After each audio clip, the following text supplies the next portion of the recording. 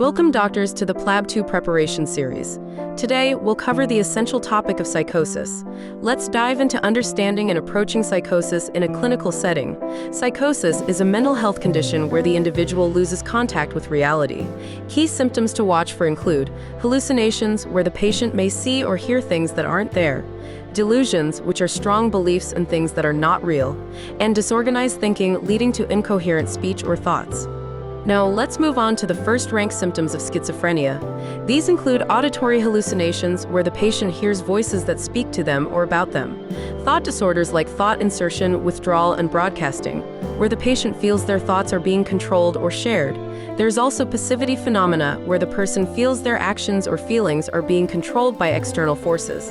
Lastly, delusional perception, where normal events are perceived as having special personal meanings.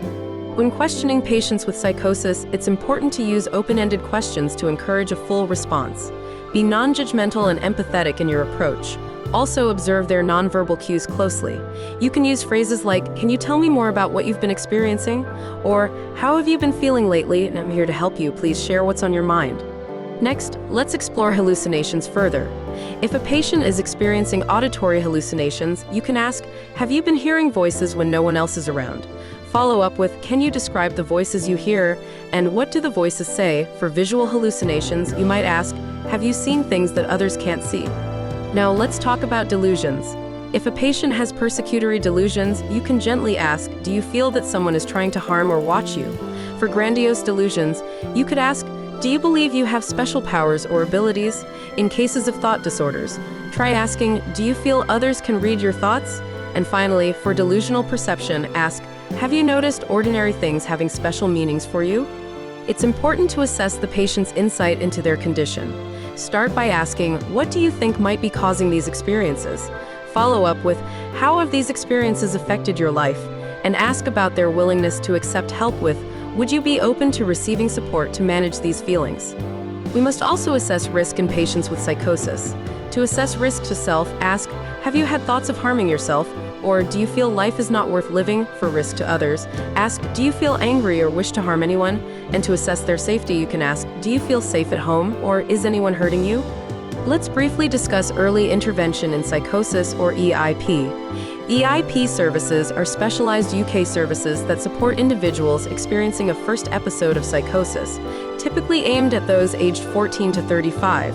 Their goal is early identification and treatment to improve outcomes and reduce long-term disability. The key features of EIP services include early detection through community outreach and collaboration with GPs, schools, and families. They also offer comprehensive treatment such as medication management, cognitive behavioral therapy, family therapy, and support for physical health, education, and employment. In taking a holistic approach through early intervention in psychosis, we address the wider impact on the patient's life. This includes offering social and vocational support, providing assistance with education, and facilitating employment opportunities. There is a focus on recovery, helping individuals to maintain or regain their roles in society. We encourage patients to continue with their daily activities as much as possible, fostering a sense of normalcy and purpose. Preventing relapse is a key part of the early intervention in psychosis approach. Follow-up care is provided for up to 3 years, ensuring consistent support. This includes close monitoring of symptoms and making sure the patient adheres to their medication plan. The outcomes we aim for are improved clinical results, fewer hospital admissions, and an enhanced long-term prognosis for the patient.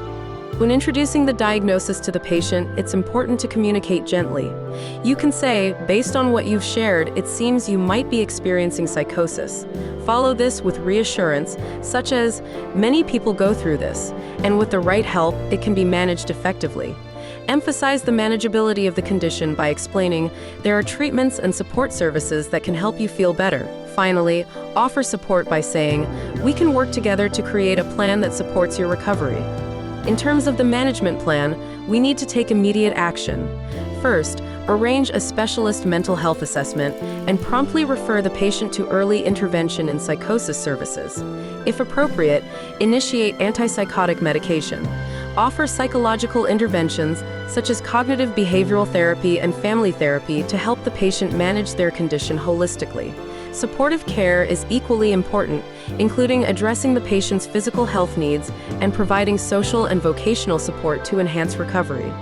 When communicating with the patient, it's crucial to explore their symptoms in detail. You might ask, can you share more about what you're experiencing?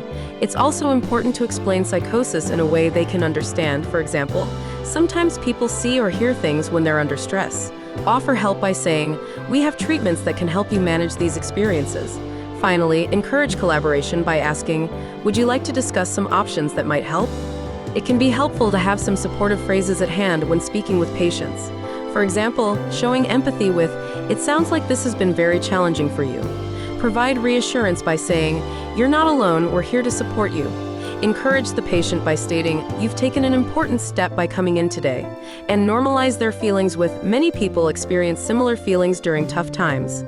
When working with patients from different cultural backgrounds, it's essential to be mindful of how cultural beliefs may influence the way they interpret their symptoms. Ask clarifying questions like, what does this experience mean to you? This helps ensure that their symptoms are not being misinterpreted as part of a cultural practice. As we conclude, remember the importance of ongoing support for the patient.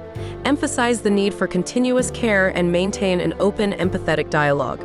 Collaboration is key. Work with the patient, their family, and the multidisciplinary team to provide comprehensive care.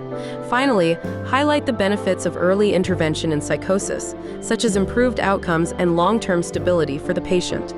For further information, refer to the NICE guidelines on managing psychosis and schizophrenia. You can also find clinical resources through the Royal College of Psychiatrists.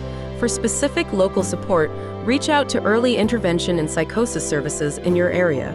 Please like and subscribe to TuringMedSchool. Good luck with your preparation.